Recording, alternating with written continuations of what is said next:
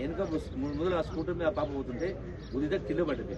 కింద పడిపోతే ఏమేమి మర్యాద ఉంటే బుద్ధి సిగ్గుందని అంటారా అంటే వాడు మళ్ళీ వాపసు వచ్చి ఆ మీద ఆ 3 సెకండ్లు 2 సార్లు 3 సార్లు అక్కడికి చెప్తే చనిపోయింది.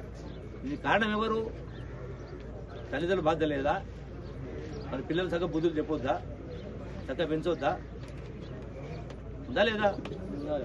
ఇవన్నీ జరుగుతున్నటువంటి దుర్ఘటనలు, చావులు, యాక్సిడెంట్లు ఇవన్నీ కారణం ఎవరు? 100% మనమే. ఇలా అన్ని ప్రభుత్వం చేయాలంటే యా ఇంట్లో ఏం జరుగుతుందో ఎంపీ చూస్తారా మంత్రిగా రకరకాల.